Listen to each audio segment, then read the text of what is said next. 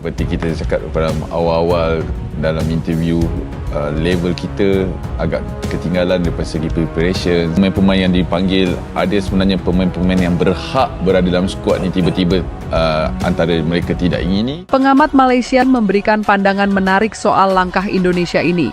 Jangan tiru timnas Indonesia. Para supporter Vietnam memberikan tanggapan yang beragam. Dengan tim ini, Vietnam jangan bermimpi untuk menang.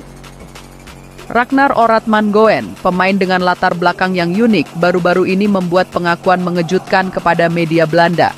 Ia berbicara tentang pengalaman bermain di Indonesia. Timnas Indonesia terus menarik perhatian dunia sepak bola dengan langkah yang mengejutkan di Piala AFF 2024. Skuad Garuda kini menjadi perbincangan hangat. Dalam video ini kita akan membahas secara mendalam perjalanan Timnas Indonesia, strategi pelatih Shin Tae-yong, dan tantangan yang dihadapi. Apakah mereka benar-benar sudah naik kelas? Mari kita ungkap bersama.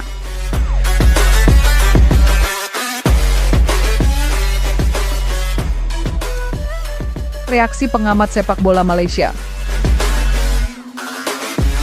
Pengamat Malaysia Zakaria Rahim memberikan pandangan menarik soal langkah Indonesia ini. Jangan tiru timnas Indonesia, tegasnya. Meski ia mengakui kualitas skuad Garuda yang semakin tinggi, ia juga menyoroti tantangan yang dihadapi klub Malaysia dalam melepas pemain terbaik mereka. Kompetisi di Malaysia tidak libur sehingga sulit untuk memanggil bintang utama, ujarnya. Hal ini menunjukkan betapa besar perbedaan pendekatan antara kedua negara. Komentar supporter Vietnam. Para supporter Vietnam memberikan tanggapan yang beragam. Dengan tim ini, Vietnam jangan bermimpi untuk menang, tulis salah satu fans di media sosial.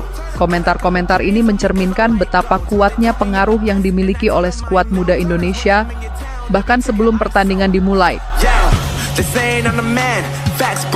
Kejutan Timnas Indonesia di Piala AFF 2024. Timnas Indonesia berhasil mencuri perhatian dunia sepak bola setelah meraih kemenangan besar di berbagai laga, dengan mayoritas pemain usia 22.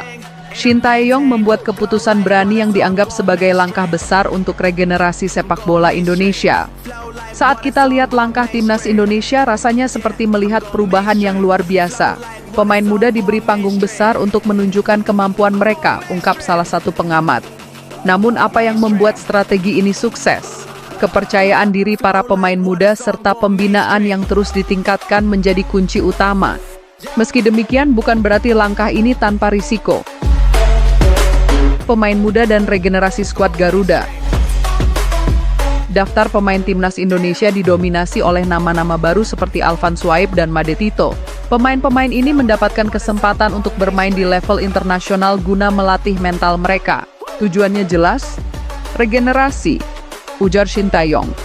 Selain itu, media Vietnam seperti Soha VN bahkan menyatakan ketakutannya menghadapi skuad muda Indonesia. Tim ini mungkin muda, tapi mereka sangat berbahaya, tulis Soha VN. Peningkatan kelas Timnas Indonesia. Shin Tae-yong dengan percaya diri menyebut bahwa Timnas Indonesia telah naik kelas. Kemenangan atas Arab Saudi dengan skor 2-0 menjadi bukti nyata dari peningkatan ini. Hasil ini membawa Indonesia ke posisi ketiga klasemen grup C dalam kualifikasi Piala Dunia 2026 zona Asia. Meskipun performa mereka terus meningkat, Shin Tae-yong mengakui masih ada masalah di lini depan. Sektor penyerangan masih perlu perbaikan, ungkapnya. Namun kepercayaan diri para pemain kini berada di puncak, memberikan harapan besar bagi masa depan Timnas Indonesia. Perjalanan menarik seorang pemain sepak bola profesional yang kini memperkuat FCV Dender EH di Belgia, sekaligus menjadi bagian dari Timnas Indonesia. Ragnar Oratmangoen, pemain dengan latar belakang yang unik, baru-baru ini membuat pengakuan mengejutkan kepada media Belanda. Ia berbicara tentang pengalaman bermain di Indonesia, hingga perbedaan besar dalam kehidupannya di Eropa. Ragnar mengungkapkan bahwa atmosfer stadion di Indonesia benar-benar luar biasa. Supporter Timnas Indonesia dikenal fanatik, penuh semangat, dan tak henti-hentinya mendukung tim kesayangan mereka. Pada pertandingan kandang di ibu kota Jakarta, ada lebih dari 70.000 penonton. Setiap detik mereka berteriak atau bernyanyi, ujar Ragnar. Atmosfer ini sangat berbeda dari yang pernah ia alami di Eropa. Menurutnya, Supporter di Indonesia seperti siap melakukan segalanya demi mendukung tim mereka. Mereka begitu tergila-gila dengan sepak bola, bahkan para penggemar seperti siap mati untuk Anda, tambahnya. Hal ini menunjukkan betapa dalamnya kecintaan masyarakat Indonesia terhadap olahraga ini.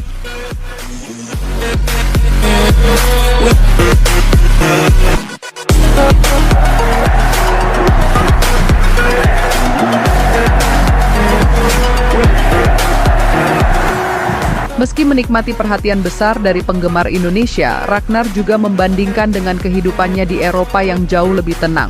Di sana, ia bisa menjalani kehidupan pribadi tanpa gangguan besar dari media atau supporter. Saya tidak terlalu disorot oleh supporter atau media. Hal ini membuat saya bisa menjalani kehidupan pribadi saya dengan tenang, ungkap Ragnar.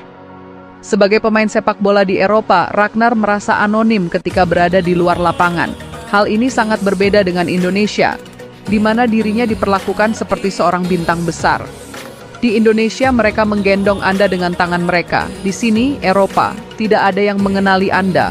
Dapat Anda bisa melakukan kehidupanmu sendiri dengan tenang, tambahnya. Perjalanan karir Ragnar. Ragnar saat ini bermain untuk FC Vidender EH di Belgia setelah meninggalkan klub-klub sebelumnya di Belanda. Ia mengungkapkan rasa senangnya menemukan klub baru yang memberinya kesempatan untuk berkembang. Saya ingin keluar dari Belanda dan musim panas ini saya menemukan sebuah klub yang hebat di FC Vidender EH di Belgia, ujar Ragnar. Namun meski ia merasa nyaman di klub barunya, ia tetap memiliki rasa cinta yang besar terhadap timnas Indonesia dan para penggemarnya. Hal ini yang membuat Ragnar tetap ingin memberikan yang terbaik untuk tim nasional.